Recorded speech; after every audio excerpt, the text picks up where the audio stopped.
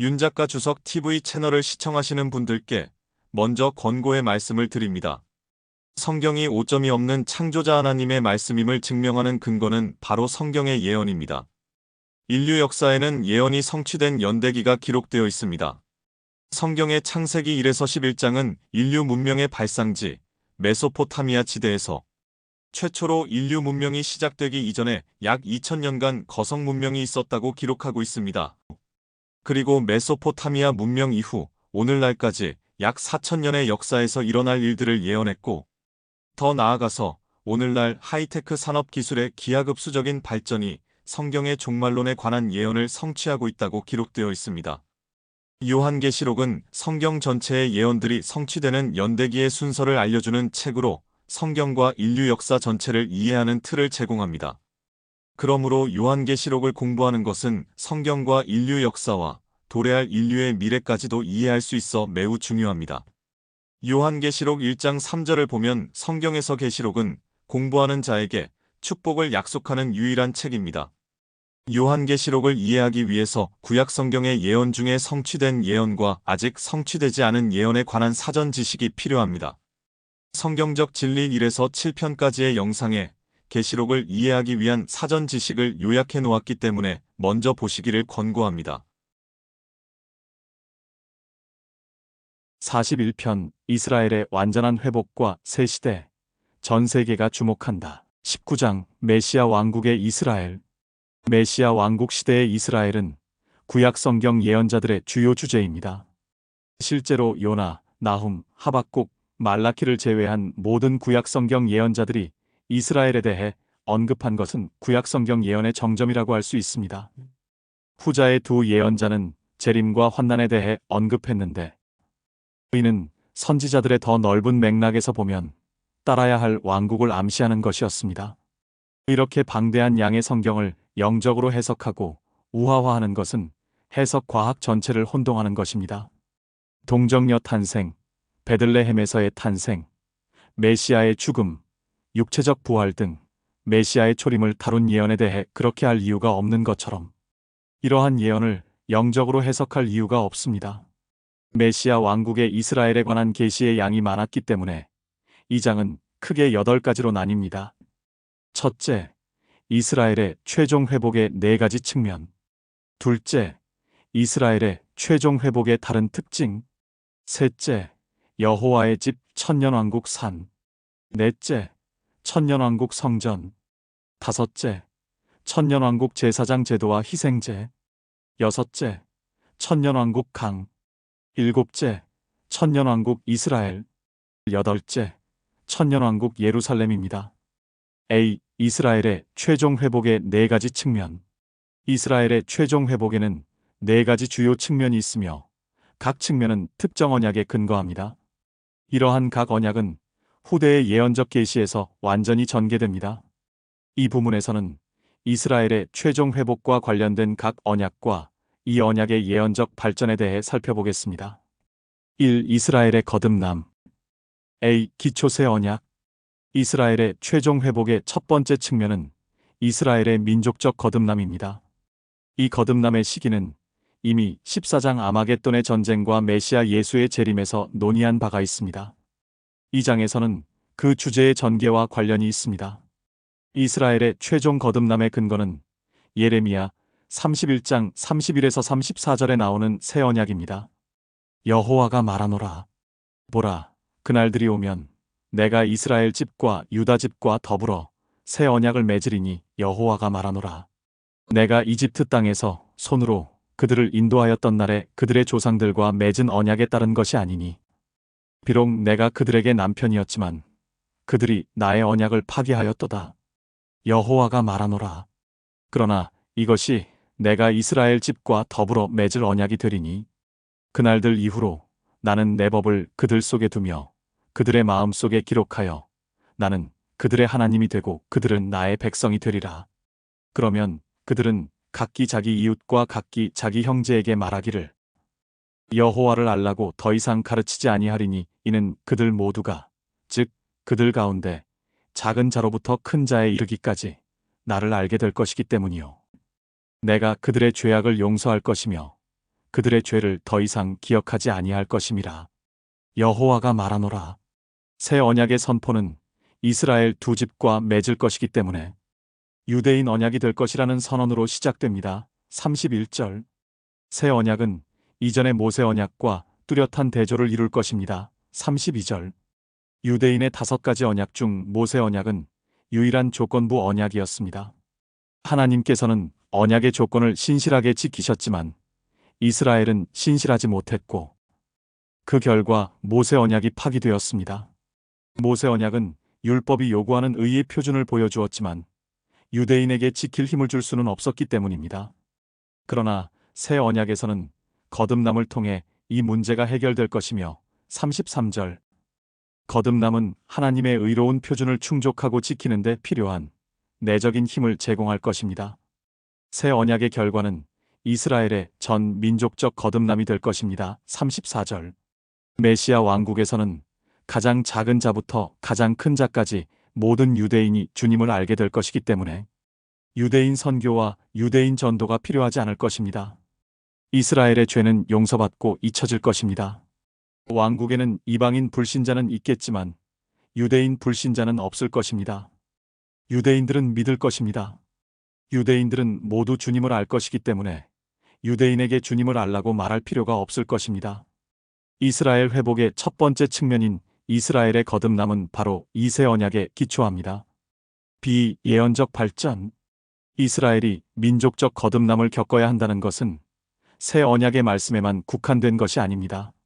일부 구절은 아마겟돈 전쟁에서 이미 저주를 받았습니다. 하지만 다른 구절들도 많이 있습니다. 이사야 29장 22에서 24절에 다음과 같이 나와 있습니다. 그러므로 아브라함을 구속한 여호와가 야곱의 집에 관하여 이같이 말하노라. 야곱이 이제는 부끄러워하지 않겠으며 그의 얼굴이 이제는 창백하지 아니하리라. 그러나 그가 그의 자손 곧 그의 가운데서 나의 손으로 지은 것을 보면 그들이 나의 이름을 거룩하게 하고 야곱의 거룩한 분을 거룩하게 할 것이며 이스라엘의 하나님을 두려워하게 되리라. 또한 영이 잘못된 자들이 명철하게 되고 불평하던 자들도 교리를 배우리라. 족장 야곱에게 약속이 이루어집니다.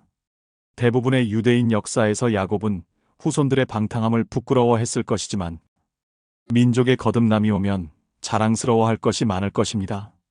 또 다른 구절은 이사야 30장 18에서 22절입니다. 그러므로 여호와께서 기다리시리니 이는 그가 너희에게 은혜로우심이요 그러므로 그가 높임을 받으시리니 이는 그가 너희에게 자비를 베푸시려 함이라. 여호와는 공의의 하나님이시니 그를 기다리는 자들은 모두가 복이 있도다. 백성이 예루살렘에 있는 시온에게 거하리니 내가 더 이상 울지 않을 것이요 내 부르짖는 소리에 그가 내게 매우 은혜로우시니 그가 그것을 들으시면 내게 응답하시리라. 여호와께서 너희에게 고난의 빵과 고통의 물을 주시나 내 선생들이 더 이상 구석진 곳으로 옮겨지지 아니하리니 내 눈이 내 선생들을 볼 것이라. 내 귀가 내 뒤에서 한 말을 들으리니 말하기를 이것이 길이니 너희가 오른편으로 돌이키든지 너희는 그 길로 걸으라 할 것이라. 너희는 새긴 은의 형상들의 덮개와 주조한 금의 형상들의 장식을 더럽히리니 내가 그것들을 월경대같이 던지며 말하기를 여기서 꺼지라 하리라. 이 특정 구절에 따르면 거듭남은 대환난 심판의 결과로 이루어질 것이며 이는 이스라엘 민족을 바로잡기 위해 하나님의 징계가 될 것입니다. 이스라엘은 환난의 심판을 통해 메시아에 대한 구원의 지식을 얻게 될 것입니다. 나중에 이사야 44장 1에서 5절에서 선지자는 이렇게 썼습니다. 오 나의 종 야곱아 내가 택한 이스라엘아 이제 들으라. 너를 지으셨고 태에서부터 너를 조성하셨고 너를 도와주실 여호와가 이같이 말하노라. 오 나의 종 야곱아 내가 택한 너 여루수나 두려워 말라. 이는 내가 목마른 자에게 물을 마른 땅에 큰 물을 부을 것임이라. 내가 내 씨에게는 내 영을 내 후손에게는 내 복을 부으리니 그들이 풀 가운데서 솟아나 시냇가에 버들같이 될 것이라.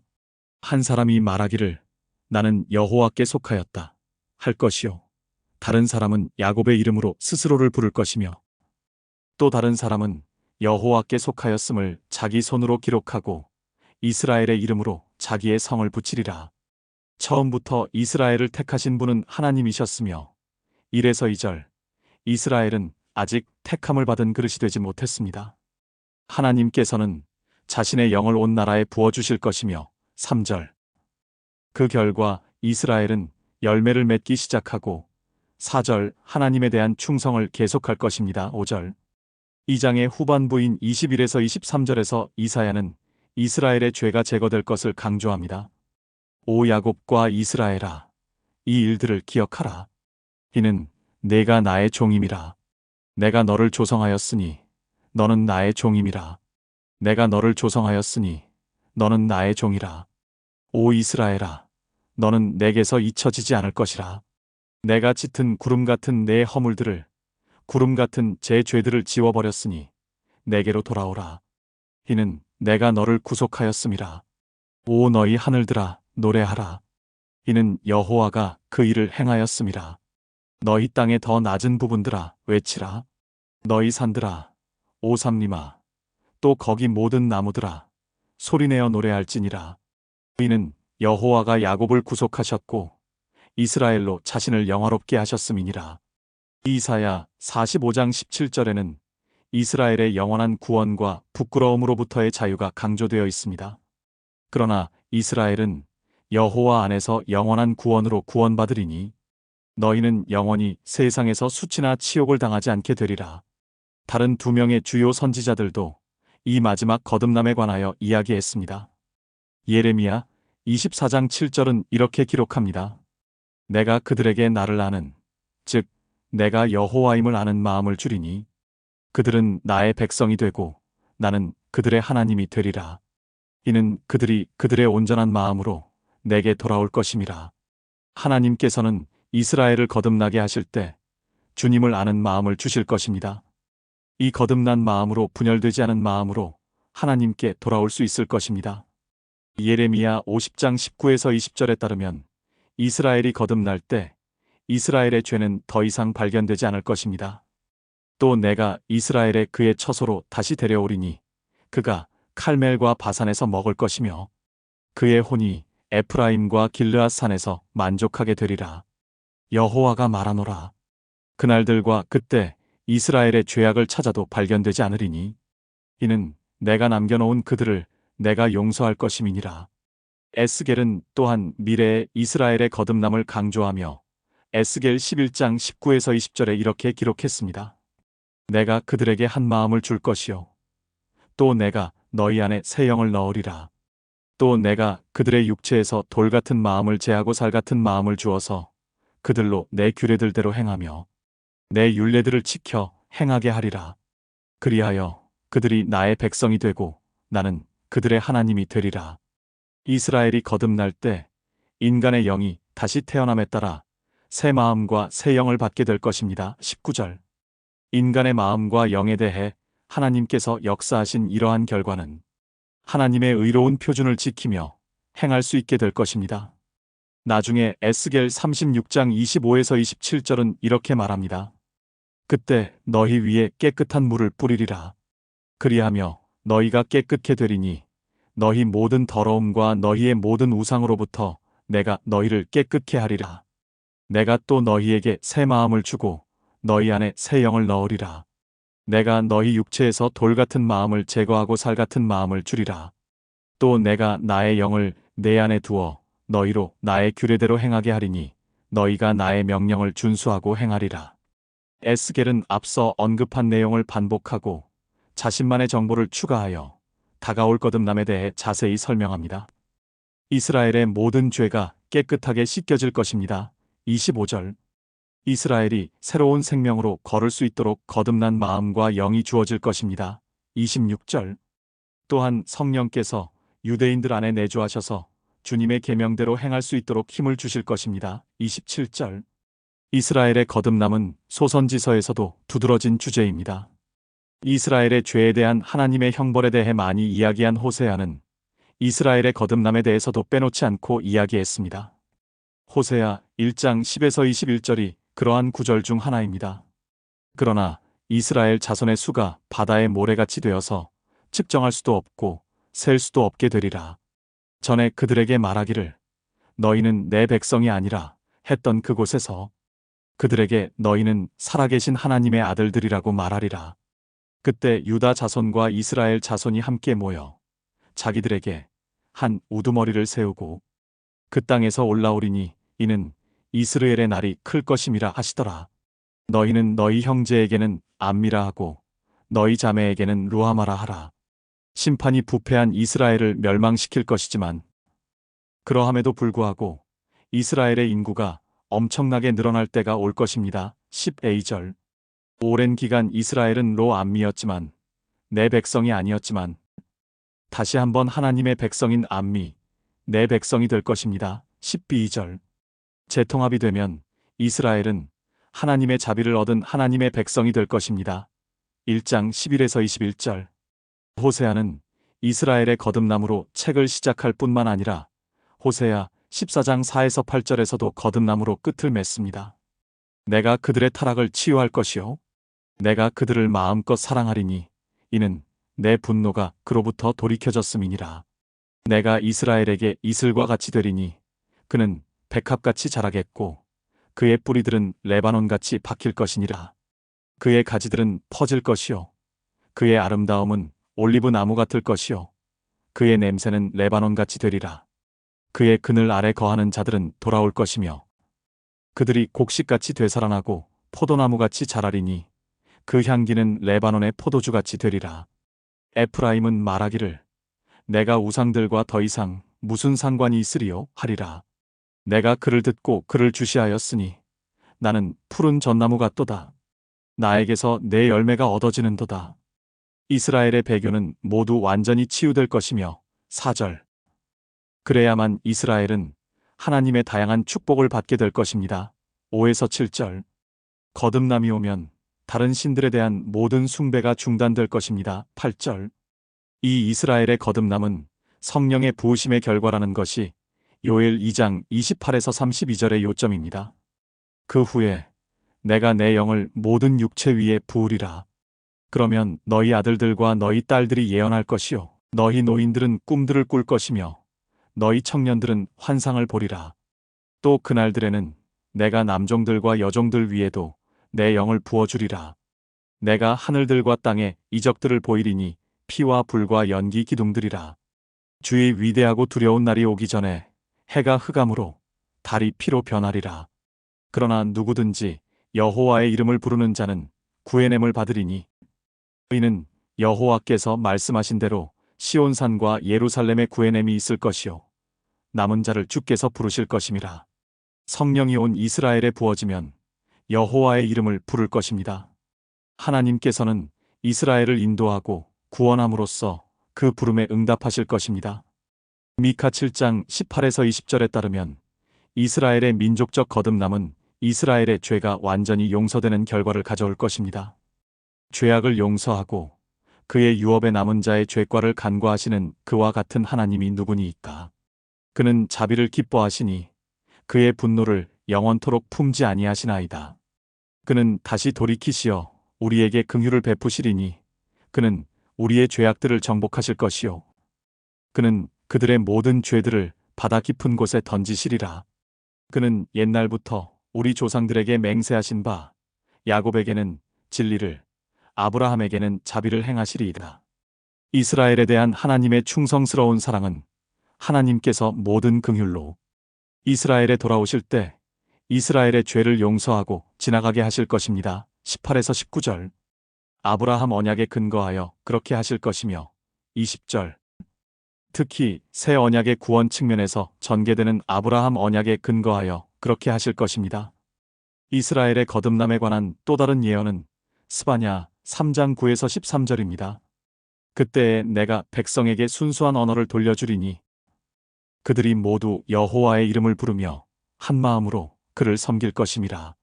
에티오피아의 강 건너편으로부터 나의 탄원자들 곧 나의 흩어진 자의 딸이 나에게 예물을 가져오리라. 그날에는 내가 나를 거슬러 범죄하였던 내 모든 행위에 대하여 수치를 당하지 아니하리니 이는 그때에 내가 내 교만을 즐거워하는 자들을 내 가운데서 제하여 낼 것임이라. 그리하면 너는 내 거룩한 산으로 인하여 다시는 오만하게 되지 아니하리라. 내가 또한 내 가운데 고통받고 가난한 백성을 남겨두리니 그들이 주의 이름을 신뢰하리라. 이스라엘의 남은 자는 죄악을 행치 아니할 것이요 거짓말도 아니하며 그들의 입에서는 속이는 혀도 찾아볼 수 없으리니 이는 그들이 먹으며 누울 것이나 아무도 그들을 두렵게 하지 못할 것임이라. 흩어지는 동안 유대인들은 주님의 이름을 부르기 시작할 것입니다. 유대인들이 어디에 있든 응답할 것이며 그리하여 참으로 완전한 거듭남이 이루어질 것이라는 점에 유의하는 것이 중요합니다.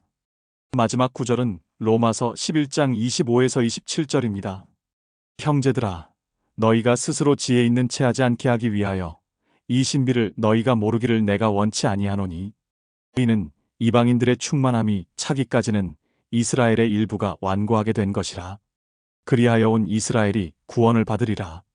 기록된 바 구원자가 시온에서 와서 야곱에게서 경건치 아니한 것을 제거하리라. 이는 내가 그들의 죄들을 없앨 때 그들에 대한 나의 언약이 이것임이니라 함과 같으니라. 바울은 하나님의 일정에서 이스라엘의 위치에 대해 장황하게 설명하면서 현재의 이스라엘의 눈멀음과 완고함이 영구적인 것이 아님을 지적합니다. 그것은 메시아의 몸을 위해 예정된 이방인의 충만한 수에 도달할 때까지 일시적인 것입니다. 25절. 그때 이스라엘의 완고함이 제거되고 그 당시에 살아있는 모든 이스라엘이 구원을 받게 될 것입니다. 26에서 27절. 이 이스라엘의 다시 모임. A. 근거, 땅 언약. 이스라엘의 최종 회복의 두 번째 측면은 전 세계에 흩어진 이스라엘이 다시 모이는 것입니다. 이것은 신명기 29장 1절에서 30장 20절의 땅 언약에 근거합니다. 이 언약은 수세기 동안 팔레스타인이라고 불렸던 땅에 관한 것이기 때문에 전통적으로 팔레스타인 언약으로 알려져 왔습니다. 이 언약이 세워질 당시에는 적절한 용어였으며 유대인들조차도 그 땅을 팔레스타인이라고 불렀습니다. 하지만 지금은 두 가지 이유로 불행한 용어가 되었습니다. 첫째, 하드리아누스 로마 황제가 바르 코크바의 2차 유대인 반란 AD 32년에서 35년 이후 유대인의 기억을 지우기 위해 탈유대화 정책의 일환으로 이 땅에 붙인 이름이기 때문입니다. 둘째, 20세기 중동에서 일어난 역사적 사건으로 인해 이 이름은 유대인보다는 아랍인과 더 많이 연관되어 있습니다. 이러한 이유 및 기타 이유로 필자는 이를 땅 언약이라고 부르는 것을 선호합니다. 그러나 다른 저술에서는 여전히 팔레스타인 언약이라고 불리고 있다는 점에 유의해야 합니다. 이 구절은 땅 언약이 모세 언약과 구별되고 다르다는 분명한 진술로 시작됩니다. 29장 1절. 전자는 영원하고 조건이 없는 반면 후자는 일시적이고 조건부입니다. 그런 다음 모세는 약속의 땅에 들어가기 직전까지 40년간의 광야 생활을 요약하여 기록합니다. 29장 2에서 9절. 그러나 땅으로 들어가기 전에 앞으로 일어날 일에 대해 경고하기 위해 또 다른 언약을 맺어야 합니다. 29장 10에서 13절. 유대인들은 주님에게서 돌아서지 말라는 경고를 받습니다. 29장 14에서 21절. 그런 다음 구절은 유대인들이 바로 돌아설 것이며 그 결과 이 땅에서 이방 나라로 흩어져 오랜 기간 많은 핍박을 견디게 될 것이라고 말합니다. 29장 22에서 29절. 그러나 신명기 30장 1에서 10절에 묘사된 대로 결국에는 다시 모이게 될 것이기 때문에 이 땅에서의 흩어짐은 영구적이지 않을 것입니다.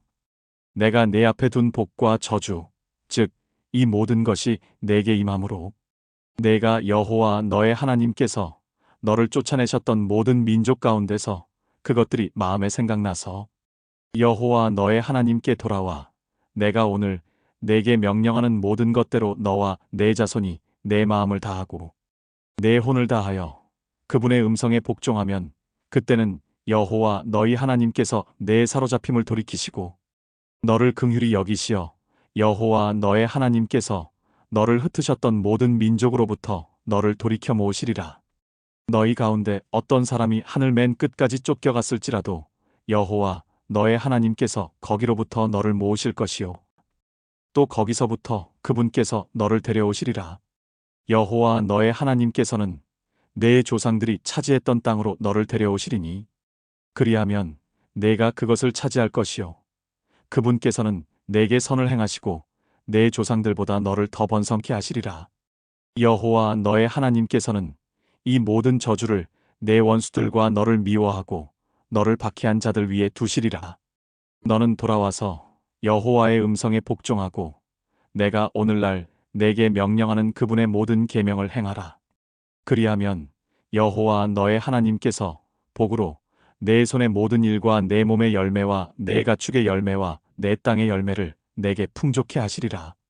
이는 여호와께서 내 조상을 기뻐하신 것 같이 복으로 너를 다시 기뻐하실 것임이니 내가 여호와 너의 하나님의 음성에 경청하고 이 율법책에 기록된 그분의 계명들과 그분의 규례들을 지키고 또 내가 내 마음을 다하고 혼을 다하여 여호와 너의 하나님께 돌아오면 그리하시리라. 29장에 묘사된 오랜 핍박의 기간이 지나면 궁극적으로 이스라엘 백성이 여호와께로 돌아오는 이스라엘의 거듭남이 있을 것입니다. 1에서 2절. 이스라엘이 거듭난 후에는 전 세계에서 다시 모일 것이기 때문에 3절. 유대인이 하늘의 가장 먼 곳에서도 발견될지라도 다시 돌아와서 4절. 약속의 땅으로 돌아오게 될 것입니다. 5절. 그러나 이러한 다시 모임은 이스라엘이 거듭난 후에야 이루어질 것이며 6절. 이때는 이전에 이스라엘에 적용되었던 형벌이 이제 이방인들에게도 적용될 것입니다. 7절. 이방인들에게 저주가 내릴지라도 이스라엘은 온전히 주님께로 돌아올 것이기 때문에 10절. 이스라엘에는 축복만 있을 것입니다. 8에서 9절. 땅 언약은 몇 가지 추가 훈계와 경고, 약속으로 끝납니다. 30장 11에서 20절. 비예언적 전개. 거듭남에 이은 이스라엘의 다시 모임은 많은 선지서에서 찾아볼 수 있는 예언 계시의 또 다른 정점입니다. 이사야 11장 11에서 12절 6에서 마지막 모임은 이스라엘이 전 세계적으로 두 번 모이는 것 중 두 번째 모임으로 묘사됩니다. 그날에는 여호와께서 다시 두 번째로 손을 펴사 남아있는 그의 백성의 남은 자들을 회복시켜 아시리아와 이집트와 파드로스와 쿠스와 엘람과 시날과 하맛과 바다의 섬들로부터 돌아오게 하실 것이라. 그가 민족들을 위하여 한 깃발을 세우시고 이스라엘의 내쫓긴 자들을 모으시며 땅의 네 모퉁이로부터 유다에 흩어진 자들을 함께 모으시리라. 또한 에프라임의 질투도 떠나가고 유다의 대적들도 끊어질 것이요 에프라임은 유다를 질투하지 않을 것이며 유다는 에프라임을 괴롭히지 않을 것이라. 그러나 그들은 서쪽을 향하여 필리스티아인들의 어깨를 덮칠 것이요 그들이 함께 동쪽 사람들을 약탈할 것이며 그들은 에돔과 모압에 그들의 손을 댈 것이고 또 암몬의 자손들은 그들에게 복종하리라. 여호와께서 이집트 바다의 방언을 완전히 멸하실 것이요 그의 손을 강 위에 흔드시어 그의 막강한 바람을 일으키시고 그것을 쳐 7갈래로 나뉘게 하시리니 사람들이 신을 적시지 않고 건너가리라. 남게 될 그의 백성의 남은 자들을 위해 아시리아로부터 데려가 있게 하시리니 이스라엘이 있었던 것과 같게 하시리라. 그날에 내가 말하기를 오 여호와여 내가 여호와를 찬양하리니 여호와께서 내게 노하셨을지라도 여호와의 분노는 돌이켜졌고 여호와께서 나를 위로하셨나이다 하리라. 보라 하나님은 나의 구원이시니 내가 의뢰하고 두려워하지 않으리라. 이는 여호와는 나의 힘이시요 내 노래시며 그가 또한 나의 구원이 되심이라. 그러므로 너희가 구원의 샘들에서 기쁨으로 물을 기르리라. 그날에 너희가 말하기를 여호와를 찬양하라. 그의 이름을 부르라. 백성 가운데서 그가 하신 일들을 선포하라. 그의 이름이 높으심을 말하라 하리라. 여호와께 노래하라. 이는 그가 탁월한 일을 행하였음이라. 이 일이 온 땅에 알려졌도다. 너 시온의 거민아 소리 높여 외치라. 이는 내 가운데 계신 이스라엘의 거룩한 분은 위대하심이라. 많은 주석가들은 첫 번째 모임을 바빌론 포로에서 돌아온 때라고 말하지만 그것을 전 세계적인 모임이라고 할 수는 없습니다. 첫 번째 다시 모임은 대환란 이전의 불신앙 상태에서의 다시 모임이며 이는 1948년 이후 계속되고 있습니다. 첫 번째 다시 모임은 심판을 준비하기 위한 불신앙 상태입니다. 이 구절에 묘사된 모임은 천년왕국의 축복을 준비하기 위한 믿음 안에서 이루어지는 두 번째 모임입니다. 11레이절. 이 모임은 중동 국가들 11비절에서만 국지적으로 일어나는 것이 아니라 전 세계에서 일어납니다. 12절. 그런 다음 이사야는 이스라엘의 마지막 모임의 몇 가지 특징을 발전시킵니다. 첫째, 이스라엘과 유다가 통일국가로 회복될 것입니다. 13에서 14절. 유다에 대한 에브라임의 시기가 그칠 것입니다. 13절. 하나님의 집이 유다에 세워지는 것을 두고 생겨난 시기가 그칠 것입니다. 시편 78편 9에서 11절, 67에서 68절. 이 연합은 적들을 이길 수 있게 할 것입니다. 14절. 둘째 마지막 다시 모임에는 기적이 동반될 것입니다. 15에서 16절. 이집트 바다의 방언인 수에즈만이 말라버리고 유프라테스 강이 쪼개져 7개의 작은 물줄기로 갈라져 건너기 쉬워질 것입니다. 이집트 탈출 당시 이스라엘을 위해 고속도로가 만들어졌듯이 마지막 다시 모임에도 다시 만들어질 것입니다. 이집트 탈출 직후 이스라엘은 출애굽기 15장 1에서 18절에 나오는 노래를 불렀습니다. 마찬가지로 마지막 다시 모임 후에 이스라엘은 이사야 12장 1에서 6절에 나오는 노래를 부를 것입니다. 이 노래는 두 연으로 이루어져 있습니다. 첫 번째 연 1에서 3절에서 이스라엘은 진노를 거두어 주신 하나님께 감사를 드립니다. 1절. 이제 구원이 여호와께 있음을 깨닫습니다. 2절. 여호와께서 구원의 샘물을 아낌없이 부어주십니다. 3절. 두 번째 연 4에서 6절에서는 하나님의 행하심을 온 세상에 알리고자 감사하고 4절 노래하고 5절 하나님의 선하심을 소리 높여 외칩니다. 6절. 나중에 이사야 27장 12에서 13절에서 선지자는 이렇게 썼습니다.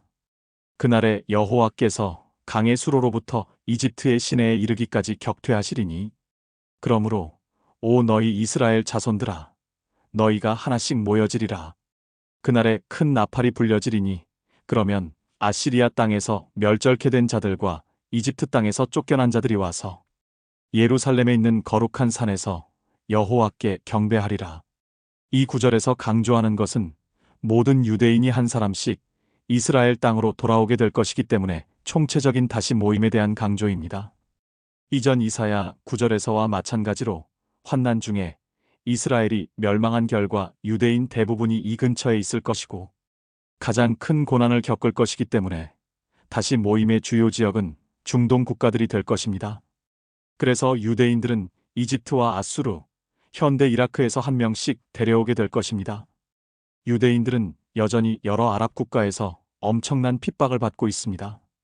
그러나 다시 모일 때 원수의 땅에서 구출될 것입니다. 이 다시 모임에는 전 세계에서 모일 것이지만 중동 국가에 특별히 중점을 둘 것입니다. 이스라엘의 마지막 모임의 규모는 이사야 43장 5에서 7절에 묘사되어 있습니다. 두려워 말라. 이는 내가 너와 함께 있음이라. 내가 내 씨를 동쪽으로부터 데려오고 서쪽으로부터 너를 모을 것이며 내가 북쪽을 향하여 말하기를 포기하라 할 것이며 남쪽을 향하여 말하기를 감금하지 말라 하리라. 내 아들들을 먼 곳으로부터 내 딸들을 땅 끝들로부터 데려오라. 곧 내 이름으로 불리는 자는 모두 다 데려오라.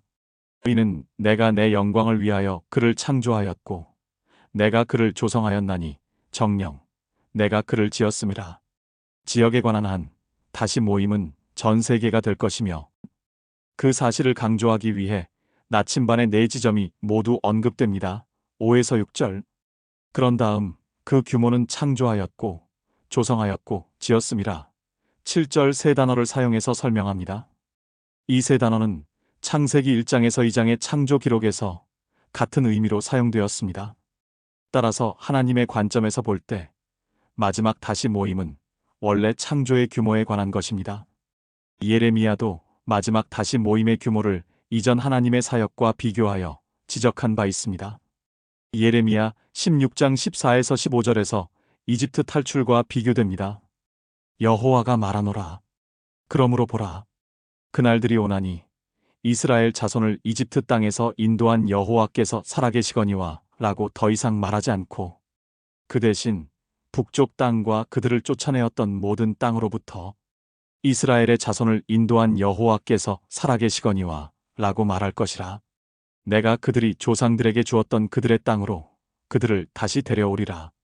유대 역사를 통틀어 이집트 탈출은 유대 역사의 정점으로 여겨져 왔지만 마지막 다시 모임 이후에는 상황이 달라질 것입니다. 14절.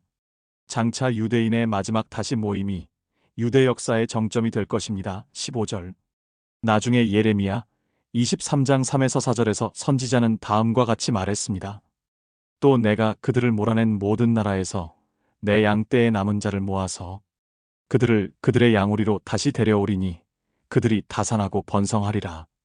또 내가 그들을 먹일 목자들을 그들 위에 세우리니 그들이 더 이상 두려워하거나 당황하지 않으며 부족하지도 아니하리라.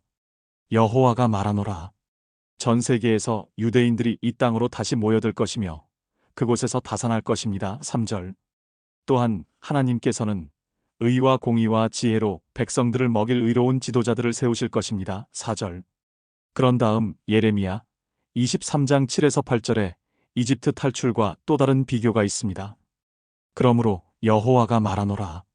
보라, 그날들이 오리니 그들이 더 이상 이집트 땅에서 이스라엘 자손을 인도해내신 여호와께서 살아계시거니와 라고 말하지 않고 이스라엘 집의 씨를 북쪽 나라와 내가 그들을 몰아냈던 모든 나라로부터 인도하고 이끌어준 여호와께서 살아계시거니와 라고 말하리니 그들이 자신의 땅에 거하리라. 예레미야에서 다시 모임에 대해 언급하는 또 다른 구절은 31장 7에서 10절에 있습니다. 여호와가 이같이 말하노라. 너희는 야곱을 위하여 기쁨으로 노래하고 민족들의 우두머리 가운데서 소리지르며 너희는 공표하고 찬양하며 말하기를 오 여호와여, 여호와의 백성 이스라엘의 남은 자를 구원하소서 하라.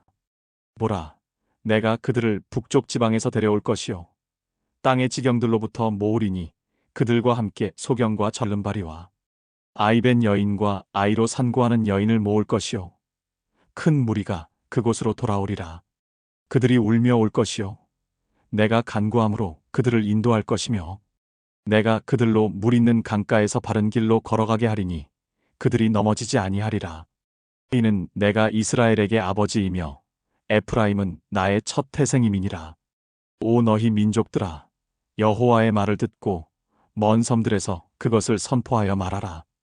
이스라엘을 흩으셨던 이가 그를 모으시고 지키시리니 마치 목자가 양떼에게 하는 것 같이 하시리라.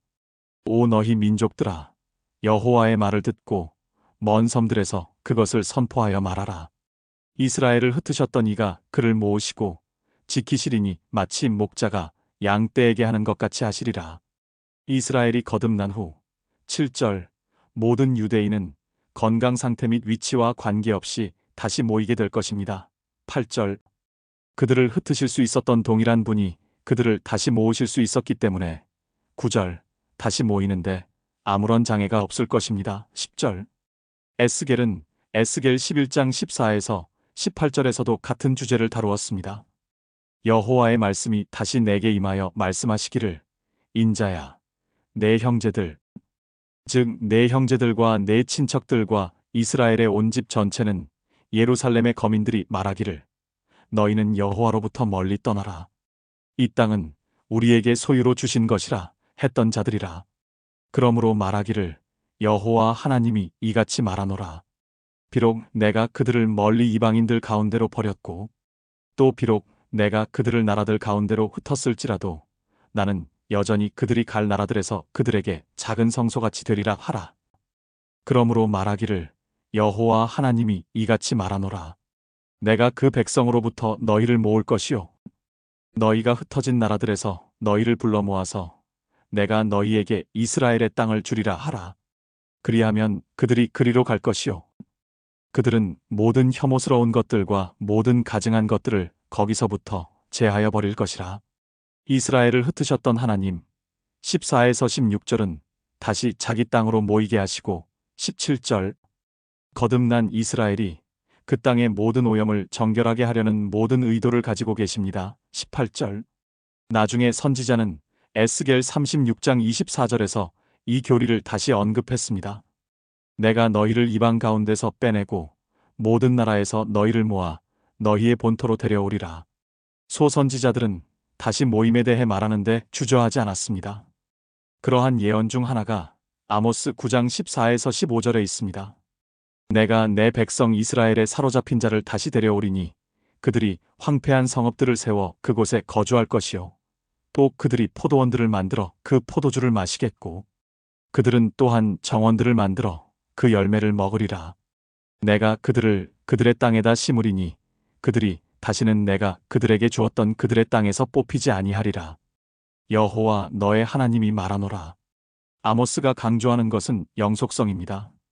이스라엘은 그 땅을 재건하기 위해 다시 모이게 될 것입니다. 14절. 마지막 다시 모임에서 하나님께서는 이스라엘을 그 땅에 심으셔서 다시는 그 땅에서 뿌리 뽑혀 흩어지지 않도록 하실 것입니다. 15절. 전체 주제가 심판이었던 스파냐 선지자는 스파냐 3장 18에서 20절에서 마지막 모임에 대한 약속으로 책을 마무리합니다. 내가 엄숙한 집회로 인하여 슬퍼하는 자들을 모으리니 그들은 너에게 속한 자들이요. 그 비난이 내게 짐이 되었도다. 보라, 그때에 내가 너를 괴롭게 하는 모든 자를 파멸시킬 것이며 또 내가 저는 자를 구원하며 쫓겨난 자를 모으고 그들이 수치를 당하였던 모든 땅에서 찬사와 명성을 얻게 하리라. 그때에 내가 너희를 다시 데려오고 그때에 내가 너희를 모으리니 이는 내가 너희 목전에서 너희의 사로잡힌 자를 돌이킬 때 너희로 땅의 모든 백성 가운데서 명성과 찬사를 얻게 하려 함이라. 여호와가 말하노라. 이스라엘에 내려진 심판은 이스라엘의 죄의 결과입니다. 18에서 19절. 이러한 심판은 파괴적인 효과가 아니라 교정 효과가 있습니다. 일단 교정이 이루어지면 실제로 다시 모이게 될 것이며 마지막 다시 모임을 통해 이스라엘은 이방 나라들 사이에서 이름과 찬송이 될 것입니다. 20절. 구약 성경의 마지막 선지자 스가랴는 10장 8에서 12절에서 다시 모임에 관하여 이야기합니다. 내가 그들에게 휘파람을 불어 그들을 모으리니 이는 내가 그들을 구속하였음이라. 또 그들은 전에 번성하였던 것처럼 번성하리라. 내가 백성들 가운데 그들을 뿌리리라. 그리하면 그들이 먼 지방들에서도 나를 기억할 것이요. 그들은 그들의 먼 지방들에서도 나를 기억할 것이요. 그들은 그들의 자녀들과 함께 살다가 다시 돌이키리라. 내가 이집트 땅에서도 그들을 다시 데려오며 아시리아에서 그들을 모을 것이요. 내가 그들을 길르앗 땅과 레바논 땅으로 데려오리니 그들이 거할 장소를 얻지 못하리라. 그가 고난과 함께 바다를 통과하시고 바다의 파도를 치시리니 강의 모든 기품들이 마르리라. 아시리아의 교만이 낮아지고 이집트의 홀이 사라지리라. 내가 여호와 안에서 그들을 강건케 하리니 그들이 그의 이름으로 올라가고 내려오고 하리라. 여호와가 말하노라. 스가랴는 마지막 다시 모임을 묘사하면서 양을 부르는 목자의 부름인 쉬타는 소리로 묘사했습니다. 8레이절. 다시 모이는 것은 이스라엘의 구속과 거듭남의 결과가 될 것입니다. 8b에서 9절. 이 다시 모임은 전 세계에서 일어날 것이지만 중동 국가들이 특별히 강조될 것입니다. 10에서 11절. 모든 유대인이 다시 모이면 다시는 주님을 떠나지 않을 것입니다. 12절. 신약 성경에서 구약 성경 선지자들이 계시한 마지막 다시 모임은 마태복음 24장 31절에 요약되어 있습니다. 또 주께서 큰 나팔 소리와 함께 천사들을 보내시리니 그들이 하늘 이편에서 저편 끝까지 사방에서 그의 택하신 사람들을 함께 모을 것이라. 이 구절에서 예수님은 이사야 27장 12에서 13절을 배경으로 천사들이 마지막 다시 모임에 참여하여 유대인들을 다시 그 땅으로 데려올 것이라고 말씀하셨습니다. 지역과 관련하여 전 세계에 중점을 둔 것은 이 모든 모임에 대한 다소 간략한 요약입니다. 마태복음 9절에서 선지자들은 이스라엘의 최종 회복의 두 번째 측면에 대해 말해야 했습니다.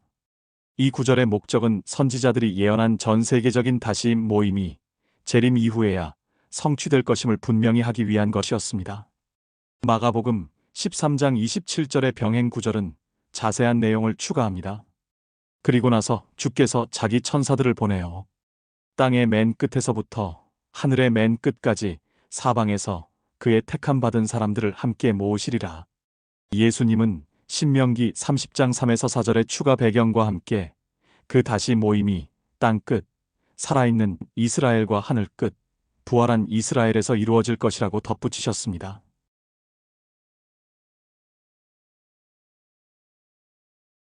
성경이 창조주 하나님의 말씀임을 증명해 주는 것은 바로 예언입니다.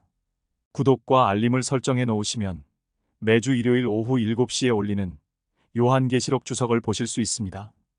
요한계시록은 구약 성경의 모세오경과 예언서들, 그리고 신약 성경에 흩어져 있는 모든 예언 중에 이미 성취된 예언들과 오늘날 현재 성취되고 있는 예언들과 성취가 임박한 예언들을 구별하는 틀을 제공합니다.